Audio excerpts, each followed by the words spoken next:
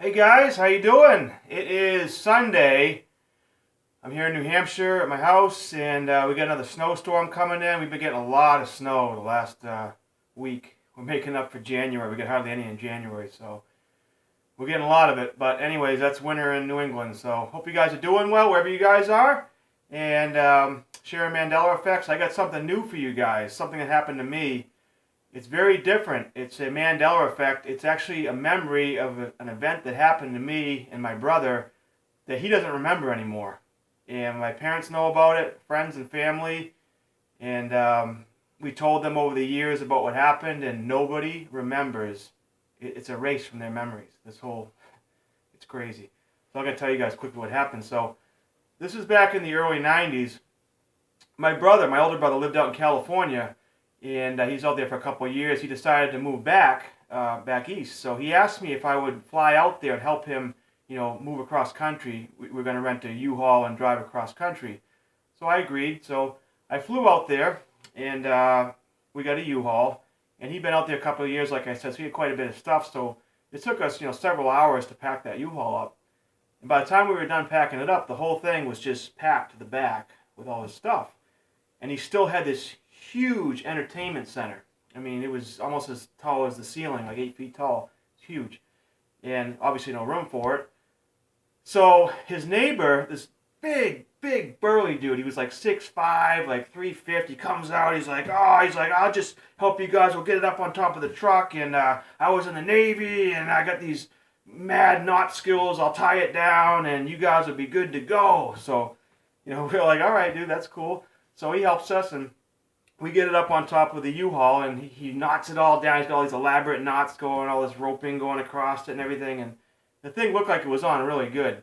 He said, you guys are good to go. And so we said, thanks, man, and we started driving. We took off.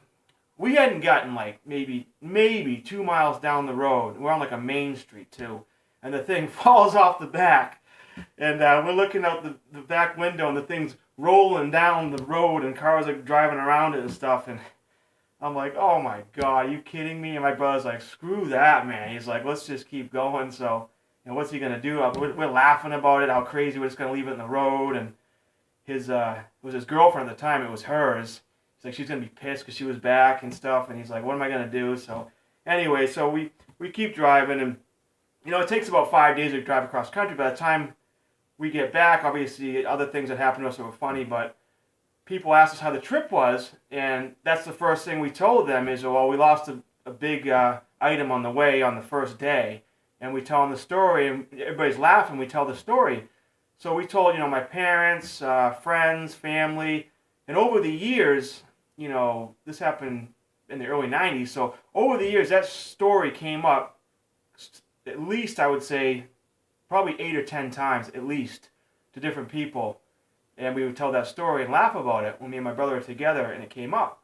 Well, the last time we brought it up was with my family. I think it was like 2 summers ago. So it was about 2.5 years ago.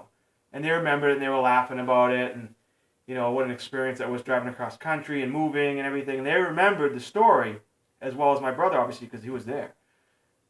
Well, I talked to my brother the other day. He has no recollection of that. Okay? And so I'm thinking, what's he have, early Alzheimer's or something? He doesn't remember. He doesn't remember. He remembers the big guy. He remembers where he lived, other things that happened across that drive. That particular story, that event that happened to us, he has no recollection. He doesn't remember owning the entertainment center. He doesn't remember it falling off the back. Nothing. It's like it never happened. I asked my mom and dad, who knew the story and heard it several times and laughed about it. They have no recollection. Okay? I haven't talked to, friends yet. But so far, that's 3 people, 3 that knew of the story. One that was actually there with me, the other 2 that heard about it many times over the years, and they don't remember that story.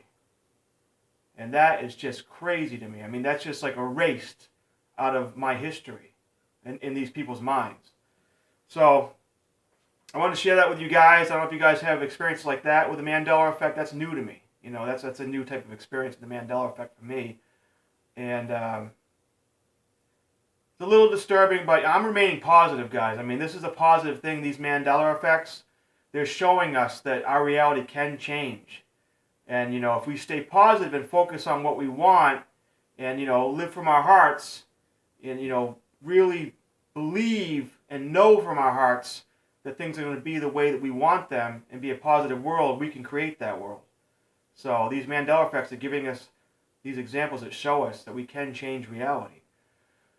So, hope you guys are doing well. Share the Mandela effects. Just want to share that quick story with you guys. And be the change you want to see out there in the world.